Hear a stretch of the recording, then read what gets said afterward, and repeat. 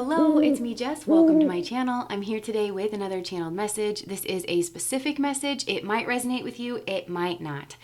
Okay, so if this is your message, I feel like you have been doing some deep reflecting on a time period in your life that was very confusing to navigate, but upon retrospect, you realize that this was a very crucial time period for yourself. I'm hearing crucial crossroads, where you've realized that the decisions you were making, the assumptions you were making, the conclusions you were drawing, the alliances you were forming, that's a big one. They want me to say it again. The alliances that you were forming, keeping, maintaining.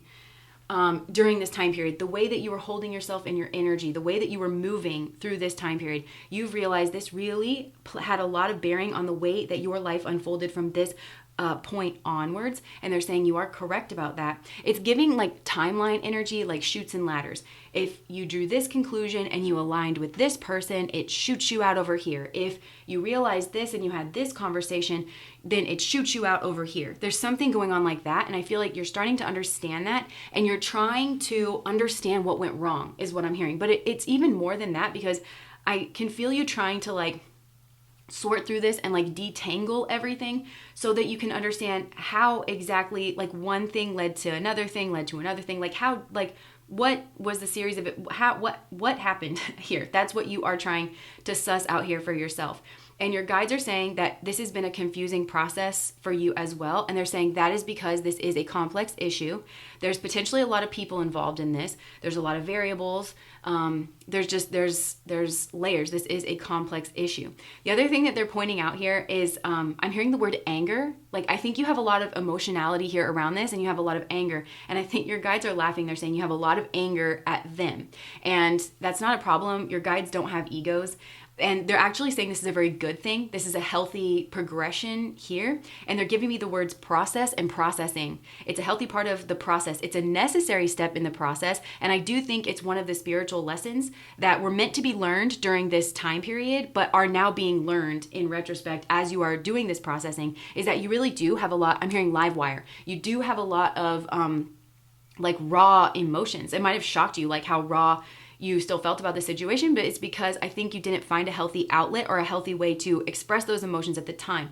One of the things they want you to understand is that when we don't process our emotions, I think you might be learning how to process or something here to do with processing emotions. When we don't and they just kind of stagnate, then it has a diluting effect. It warps the facts of the situation. That's another element here that is adding to your confusion, is like your own emotionality here that's separating you out from the truth. It's not bad. We just, it's like you're learning how to deal with that. And they want to, now they're also saying because of where your anger is situated and where it's pointing its finger at, and they're saying specifically like at them, it's making them realize that you have certain confusions that they want to assist you in clearing up. And that's what this message is all about. So the first thing that they're saying is that you have correctly identified this time period in your life as a period of strong spiritual testing for yourself.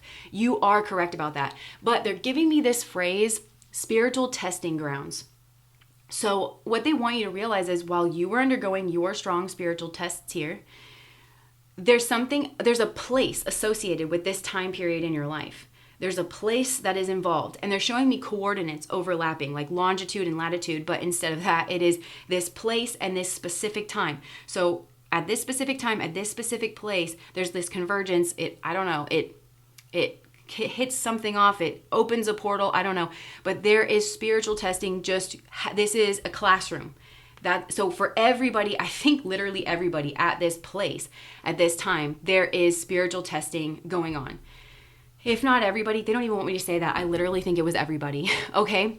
So what you need to understand about that is that when you have multiple people learning spiritual tests, that affects each other, and it adds like this kind of layering effect, because everybody is grappling with a weak point within themselves and they're being confronted with variables that are going to put them there, and they have to remain focused and they have to remain dedicated. Everybody has, I'm hearing a different battery of tests, like they have different things that they are focused on, but it all does affect one another. And you might question that. Well, why do you have multiple souls all being tested? That just adds to the confusion.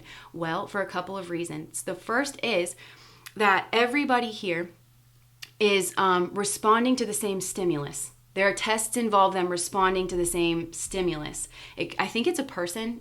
It could be a person, or just the same like series of events, or the same happenings, the same situations. Have you ever been, I can't remember which class this was, but I've been in classes before where, okay, they'll like bring a guy in and, you know, he pretends to be like working on something in the corner of the classroom.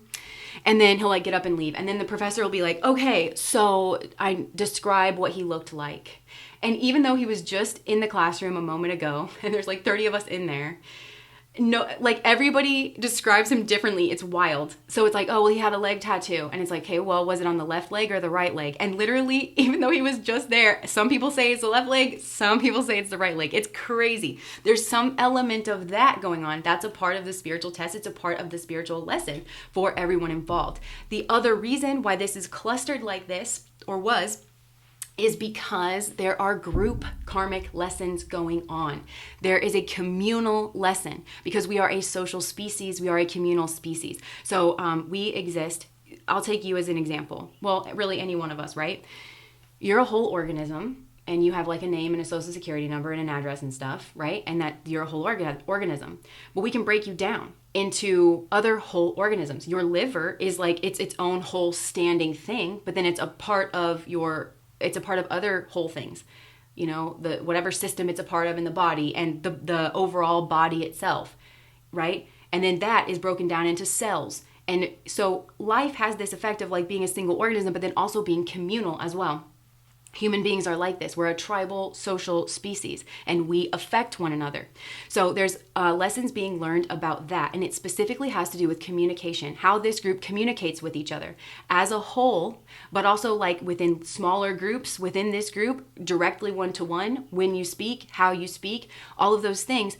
And what you're supposed to be learning is that there's like this kind of knock-on effect. There can be a domino effect that becomes bigger than you. There are things that get out of control here, and I'm hearing burn the witch. So there's like a building that kind of like goes on if nobody is, I'm hearing communicating directly or having any sense, or like just stopping it and saying this is getting out of control, this is getting out of hand. There's some kind of group dynamic lesson here. The other thing is about this group dynamic is that, again, we affect each other. So about the confusion element of this, they want to start kind of getting into that. There's a lot of confusion. You have a lot of anger around this because you are blaming all of this on your guides, and you're saying, and that's fine, they don't care.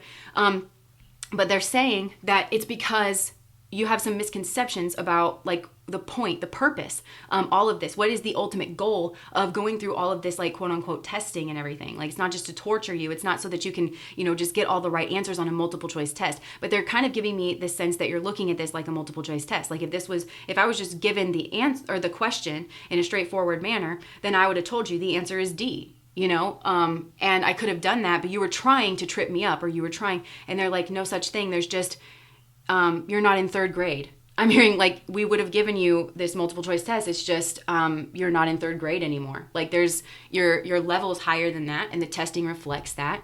So the other thing to kind of understand about this is that when each person that is involved here is doing their part, is showing up, is maintaining their own center, and is learning their own lessons and trying to live from that place, then they are naturally moving in a way that is in alignment with their principles, and they're aligning with truth.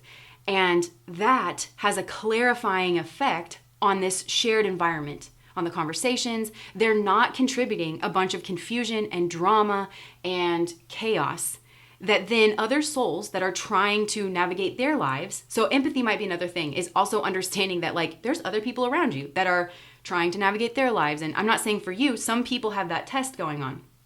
Right? And well, I would hate it if somebody stumbled and fell because I couldn't get my shit together. You know, there's lessons going on like that. So it has a clarifying effect. Whereas if people are really like in a strong karmic energy, they're really, they're not taking accountability. They're justifying their actions. They're injecting lies and drama and gossip and confusion. Then that adds layers of confusion that then make it harder for these other souls to navigate their spiritual tests well. And that there's some sort of group dynamic here about the testing that is going on. Okay, so that's one thing. That's about this spiritual test energy, which is difficult energy. But if it was just the spiritual test energy, then I think there's certain things that would have been missing from this entire equation, and we'll talk about that, because they're saying another thing that they want to explain to you is that you have some misconceptions here about life, about what goes on here on the Earth school. And they're saying Earth is not a controlled environment as a classroom. Souls do not come here to engage in a controlled environment. That's not the benefit of coming to Earth. They come to Earth because the good energies are not the only energies that are here. Because you'll notice, and this might be a part of this group lesson, this karmic lesson, light energy, people who side with the light, people who are good, they adhere to a code of conduct. The light side, God, never breaks its own rules. You can see that in nature, right? And so there's principles. And because of that, it's more ordered. It's more structured. You can kind of, see your way through a little bit, because there is kind of a right thing and a wrong thing in a lot of instances. But like I said, it's not the only energies here. And because of that, that changes like the testing. And that's what they're saying about the testing. This isn't a controlled environment. They're saying it's more like a martial artist. And the point of the martial artist is to be good at his craft. He doesn't want to stay at the yellow belt level where it's like, today we're working on blocking. So every single time I'm coming at you, you better throw up a block. And if you don't block, then you failed the test. But we're just really working on blocking. Eventually, he's going to add all of his skills together, and it's about just being a good martial artist and maintaining his center, and like it's this call and response. So the other thing they want you to know, it's not about perfectionism. You're not expected to be perfect, but you are expected to get up. You're expected to maintain your center and to figure out how to maintain your center, and therefore to always be the martial artist, if that makes sense. Because the martial artist, when he gets in the ring, he's going to get hit. He's going to take hits. He might even take a few on the chin. That doesn't mean he failed, and it also doesn't mean he lost the fight. What happens now? You have other skills besides blocking, get up, do it again. It's like, just because you receive a hit or just because you do something wrong doesn't mean like you failed the overall test here. So they want you to kind of shift your mindset as like you are this martial artist. This is about a dance. It's about a free form. It is about just knowing how to handle yourself when you kind of get thrown into situations. And now that brings me to kind of the big thing that they're trying to get you to understand here. The situation here isn't like quite what it seems, because there's spiritual attack energy here. Okay, so you've got spiritual testing going on here, coming from the light side, but then you also have spiritual attack energy coming in from stage left. So this situation, you've got this convergence of both energies. You've got karmics coming from both sides. A karmic coming from this spiritual testing side is much different than a karmic coming from this spiritual attack side. And they're saying the difference is malice. The difference is intent, okay? Because the people here that are genuinely learning their spiritual lessons, any malice that was caused or any harm, it's going to be coming from a place of genuine human weakness. It's like collateral damage. These people are not sadists. They're not trying to harm. They're just fallible, and they know it, and that's why they're in this spiritual situation to begin with. They're trying to address their weakness, these people. But this spiritual attack side, the variables and the people coming in on this side, it's very like empty. It's very hollow. There is an intention here to harm, and it has a certain quality. Its entire purpose, I'm hearing, is to inject confusion into the space. That's all it has to do to throw you off. Now, why? You just said it yourself at the beginning of the reading. You have identified this time period in your life as being a major time period and one that determined which timeline you were going to go on. Okay, so that spiritual attack energy, that's where it's going to hit, right? Not only that, but you've got a group here where you've got a lot of souls, and souls that care about each other too, because you do not engage in a karmic test unless you really want to do right by people. You want to repay your karmic debts. You want to show up for people. You've got feelings involved, like there could be romantic feelings here. There could just be platonic feelings. There could also just be respect and admiration. I want to be a positive contributing force here. So there's a lot to play with for this spiritual attack energy, but also when you've got people all learning their spiritual lessons, you have people in the middle of some kind of weak point. You have them engaging with variables that are designed to bring that up, that they might not be comfortable with dealing with.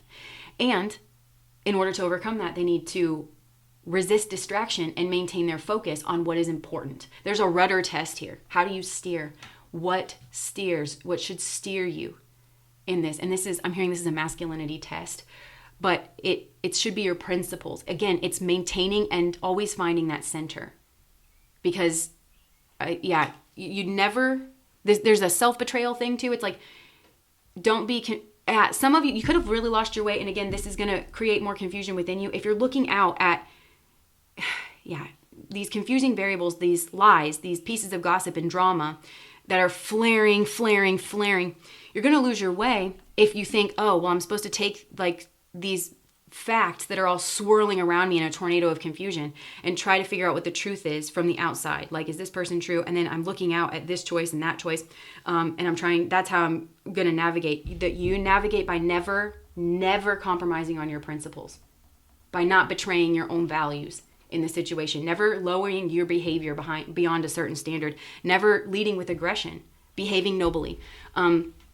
That's what's going to kind of like get you through this. Now, let's talk about the spiritual attack energy, okay? They're literally showing me like a tornado of confusion.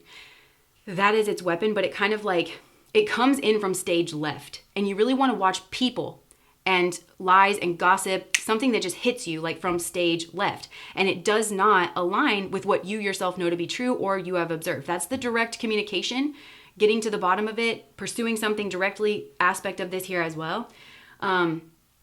But there's the spiritual attack energy. There's a timing thing that might add like a time pressure to this. That's not a part of your spiritual testing lesson. That's coming in from this like spiritual attack, because it's timing when it brings in the lie or the gossip or something, and then it's a tick tock. That's the spiritual attack energy doing that. It, like I said, it induces confusion. And what part of the way that it could have induced confusion here, we've already talked about the lies and the gossip, but it could have presented you with another option here. Now, this might have been a person of some kind, but it's also a person, So if this is a job, a person, you think, oh, well, this person could do the job well, but it's a plant. It's like a betrayer energy. Same thing if it's romantic, it's a plant, it's a betrayer energy, right? But they're trying to rival with somebody actually of the light. But the other way that you could have had another option energy introduced is another storyline. Another way for you to piece certain variables together here about a person, about a situation.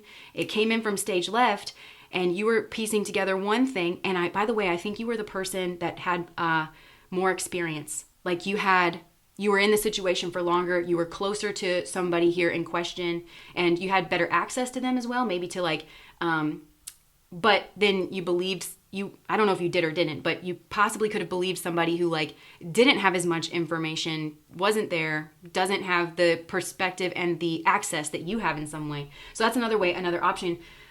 There's distraction energy here. They just want to get you wrapped up in bullshit, this like meaningless drama, which would not be an issue if everybody's, not injecting drama into the space. And that way you don't correct. And again, this is masculinity going right towards something here. That way you don't correct what you need to correct. There's also finger pointing energy here, which is just adding to the confusion. And that's where the direct communication comes in, because they're showing me somebody just throwing a spoke in the wheel, which is, I think, what needed to happen, the literal wheel of the cyclone. And then I'm hearing that like metal on metal clanking energy, and it is very ungraceful. And it's like, da, da, da, da, da, da, da, but it does stop. And then I'm hearing all the metal clank to the ground and all the dust settles. Like it ends the cyclone, all the dust settles. And I go back to that burn the witch, like the domino effect, like everything, it all just clanks. And then the truth is absolutely crystal clear. Whatever is going on, it starts. There's multiple people in here who like potentially could have done this. Now, the other thing is, I feel somehow that feminine, not necessarily female, but feminine aggression was somehow here at the center of this. Now, I don't know who you were here in this situation, but I do feel like there was a female that was accused of being aggressive and was not aggressive. And it's trying to assess. Okay, so female aggression, like masculine aggression is overt, right? But female aggression is like sly, it's underhand, it is social, it's calculated. It's like defamation. It is like all these things we've been talking about, just injecting a lie, gossip, those kinds of things. Somebody here was accused of female aggression in a way that was using tactics of female aggression, if that makes sense. Now, if you are a man, well, if you're the female, okay, hold on, let me just pause. I think there might have been a moment, this is so specific, please only take this if this resonates. There was a moment where a woman got called a bitch. And that was like some kind of crescendo point of a spiritual lesson, and I'm hearing somebody laughed. And they should not have laughed. And in that moment, because it was kind of a crescendo moment. So there's things that have preceded that, right? The person who called this female a bitch was actually the bitch, even if it's a man. Like they had aggressed against this female, or they had done something to this female, and this female was standing up for herself. And we kind of see this like in misogyny, it's like a woman will be direct, a woman will be smart, she'll be determined, she'll be motivated, she'll be no nonsense. Or this woman could have stood up for herself here in a way.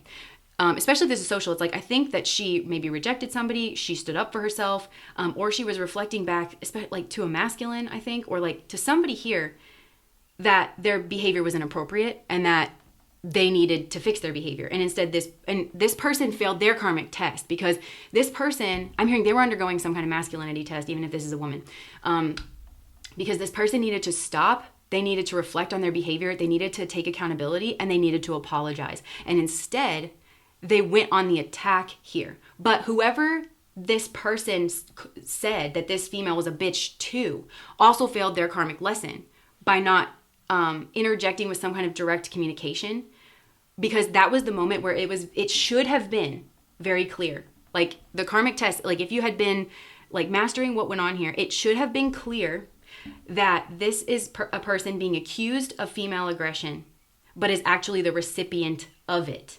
And I'm hearing, I do not sit by in the face of evil. And there's a masculine spirit guide that wants to reveal himself that as, oh my gosh, this just coming through now and saying, I've been overseeing this. This was a masculinity test for every person involved.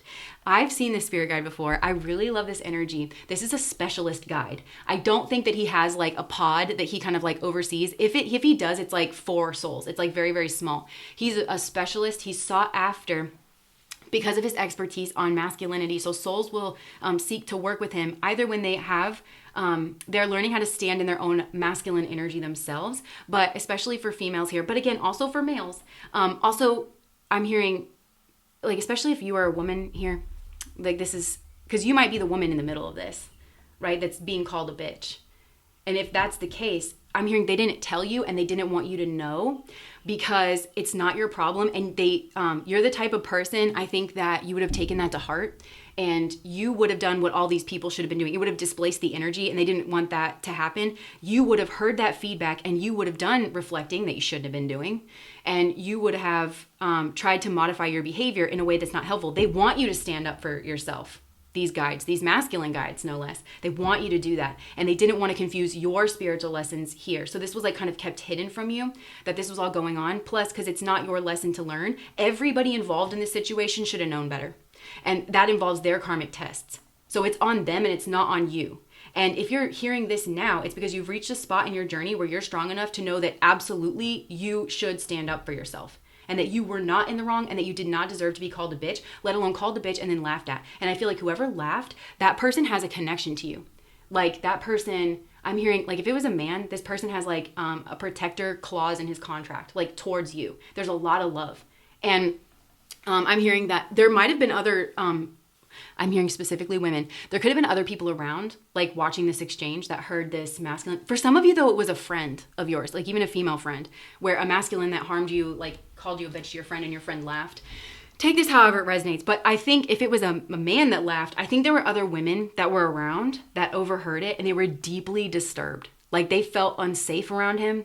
Because they knew that he loved you or that he should have had your back for some reason and then he didn't. And then it undermined, again, his masculinity. Because these men that are involved, I'm hearing they're bitches. They can be bitches. They're there because they need to learn how to be overt and they need to learn how to be strong and like face something directly. They need to learn to like have courage. They are not allowed to indulge in these female types of aggression. And for some of you, this was a confusing part of the karmic test because the person demonstrating female aggression was a man. Yeah.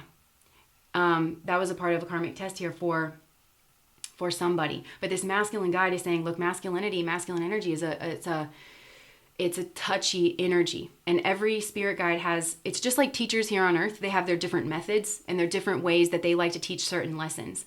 And with him, there are certain things you don't tolerate. And he feels very strongly about like misogyny and aggression towards women that is not tolerated in men at all.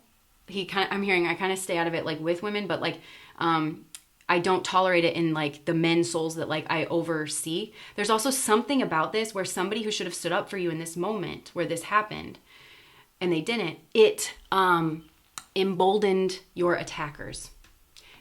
Whatever went on, it signaled that she was unguarded. And so it signaled that no one would come to her defense. I just heard nobody who can see, nobody whose eyes aren't at my chest level is going to stand in front of me. So I'm going to go for the jugular. That's that spiritual attack, karmic energy. And somebody did. And the lies got worse. And so then you're talking about the spiritual test going on and you want everybody to be able to see their spiritual test clearly. I'm hearing some of you need to take responsibility for these moments where your actions that you did or did not do contributed to the confusion, because this drummed up the aggression. This drummed up the lying. This also drummed up the level of attacks that were being thrown at this person who then had to handle themselves. It threw a lot more variables into the situation where it didn't need to be. And things got really, really out of hand. And you could have fixed it, I think, afterwards. Like, this wasn't the end of something here, but it either added too much pressure on this person and they really couldn't stand it, or it started to break them. Yeah. The other thing that's really coming through here is that there's a difference between teasing and threatening. And that difference is different, like, depending on people's genders. And it's different, like, in a professional environment. You have to learn how to hear the threat, is what I'm hearing. You have to learn how to hear the threat. And there was a threat here, and it wasn't teasing, it was threatening. And it wasn't picked up on in the way that it needed to be picked up on. So there's a lot that went on here in this situation. But okay, 2 more things and then we will wrap this up. So just revisiting the spiritual attack energy for a second. This is obviously energy that is very selfishly motivated, but it also has no floor. There's nothing that's off the table here for this spiritual attack energy, or if it's off the table, it's not very many things, and it would be for reasons like we have a criminal justice system, or they might get caught or something, right? But I think that specifically in this, there may be a motivation here. I'm hearing to wound one. They want to gut them. They want to like betray them. They want them crying in a heap. They want them reduced. They want them shriveled down in pain. And they want to F the other one. And you may have multiple people coming like that, towards multiple people in this situation. If you got a couple here or people that like each other, they could be coming in here like on either side. You could have multiple people in that energy, but that's the signature of it. In extreme cases, and I feel like this would be a man, if this is the case, then you've got somebody who thinks that by wounding and betraying a feminine energy, that will somehow lead him to having a schmexual relationship with her. And obviously that is demented and like very low. But that's in extreme cases. And I think that would really only be like for a man. But that's how you can kind of tell these spiritual attack karmics. You can probably see that energy signature in the way that they were moving now, like upon retrospect. Okay, so the last thing that I want to say too, that I don't know that I made entirely clear, is if you are the female here in the middle of this, actually if you're, well, I don't know, because men also were learning this lesson. There's kind of a how to deal with masculine energy, how to assess masculine energy lesson that is going on. And this goes back to the ally thing, like how to align yourself with a strong, positive masculine energy and how important that is. It's basically how to weigh the heart of a man. So you could have been presented with men here in this situation, again, regardless of your gender, and it was there. I'm hearing masculinity is not about a beard. It's not about being 6 feet tall. It's not about big D. And it's not about having some kind of authoritative position. It's not about being older and having salt and pepper hair. There's something here like that where it was giving man, but it was giving man from a superficial place. But then when you were confronted with this person's behavior, it was not dignified. It was not in alignment with the assumptions that you had made about, I think, those physical characteristics. It just wasn't. And there's a karmic lesson here about you should not overlook that, because you're being presented with who somebody is, and who that person is a betrayer, either because that's who they are in their soul. They like it. They could like betraying people, feeding off of drama, turning people against each other. That could be this person's contribution here to this space. I don't know, you know, because you saw what you saw. But you also can't overlook somebody who is just, their cowardice makes them such a people pleaser to the point where they're not doing what they should be doing here in order to just try to figure out what the truth is and to make sure that they're standing like in their own truth, because that person will just end up betraying you by proxy. So this is understanding what a real man is, like a strong man is, a good man is, a good partner is. And even you could be a man, you could be a straight man listening to this. And again, maybe you trusted the wrong person because you thought, again, this could be misogyny. You thought men were trustworthy, or a certain type of man was trustworthy. But when you actually look at their behavior, you realize that the qualities you were attributing to this man are actually present in this female that was aligned. And all the things that he was accusing her of, the female aggression, he was the bitch, is what I'm hearing. So that's what I have for you guys. If that resonated, please like, comment, and subscribe to my channel. Bye.